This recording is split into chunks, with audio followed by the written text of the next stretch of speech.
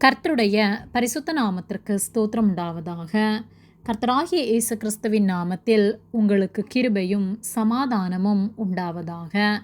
இந்த நாளுக்குரிய தியானத்திற்கான தேவ வார்த்தை கொலோசேயர் அதிகாரம் 3 வசனம் 10. தன்னை சிருஷ்டித்தவருடைய சாயலுக்கொப்பாய் பூரண அறிவடையும்படி புதிதாக்கப்பட்ட புதிய மனுஷனை தரித்து கொண்டிருக்கிறீர்களே. பிரியமானவர்களே, கர்த்தருடைய பிள்ளைகளாகிய நாம் நம்முடைய பழைய செய்கைகளை எல்லாம் களைந்து போட்டு கர்த்தருக்கு பிரியமுள்ளவர்களாய் அவரை போல நாம் ஒவ்வொரு நாளும் வாழ வேண்டும்.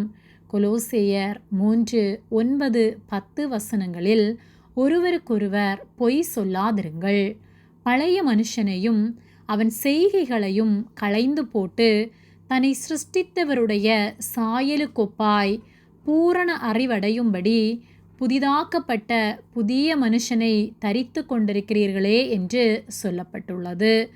நாம் நம்மை சிருஷ்டித்தவருடைய சாயலுக்கு ஒப்பாக மாற்றப்பட்டிருக்கிறோம். புதிய மனுஷனை நாம் தரித்து கொண்டிருக்கிறோம். எப்படி என்றால், கர்த்தராகிய இயேசு கிறிஸ்துவின் இரத்தத்தினால் நாம் கழுவப்பட்ட போது நமக்குள் இருந்த பாவ மனிதன் நம்முடைய பாவ கிரியைகள் அக்கிரமங்கள் எல்லாவற்றையும் களைந்து அவருடைய இரத்தத்தினால் புதிதாக்கப்பட்டவர்களாய் புதிய மனிதனாய் மாற்றப்பட்டுள்ளோம். இதிலே கிரேக்கன் என்றோ யூதன் என்றோ புறஜாதி என்றோ புறதேசத்தார் என்றோ விருத்த சேதனம் உள்ளவன் என்றோ விருத்த சேதனம் இல்லாதவன் என்றோ அடிமை என்றோ சுயாதீனன் என்றோ படித்தவன் என்றோ படிக்காதவன் என்றோ ஏழை என்றோ பணக்காரன் என்றோ வேறுபாடு இல்லை. நம் எல்லாரிலும் கிறிஸ்துவே எல்லாமுமாய் இருக்கிறார். ஆகவே கிறிஸ்துவை தரித்து கொண்டிருக்கிறவர்களாகிய நாம் அவரை போல வாழ ஒவ்வொரு நாளும் நம்மை பழக்குவிக்க வேண்டும். அவர் நமக்குள் வாசம் செய்யும் போது அவர் நமக்கு கற்றுத்தருகின்றவற்றை அவர் ஆலோசனையின்படி நடந்து அவர் சித்தத்தை நிறைவேற்றுகிறவர்களாக இருக்க வேண்டும். நாம் நம்முடைய எண்ணத்தின்படி நம்முடைய ஆலோசனையின்படி நாம் செய்வோமானால் நாம் இன்னும் பழைய வாழ்க்கை பழைய மனிதனாகவே இருக்கிறோம்.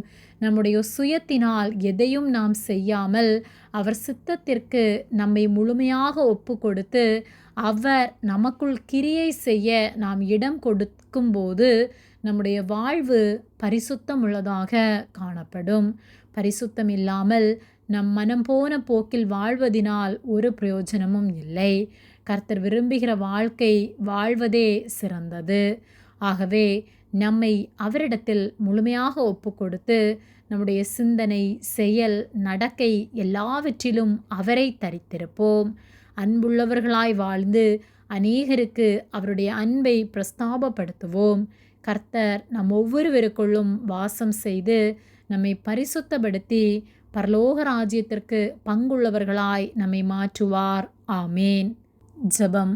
எங்களை அதிகமாக நேசித்து வழிநடத்தி வருகிற எங்கள் அன்பின் பரிசுத்த பிதாவே, இந்த நாளையும் நாங்கள் காணும்படியாக நீர் எங்களுக்கு ஜீவனை தந்து தயவு பாராட்டி எங்களை ஒவ்வொரு நாளும் பாதுகாத்து நடத்துகிற உடைய அன்பிற்காக நாங்கள் நன்றி செலுத்துகின்றோம்.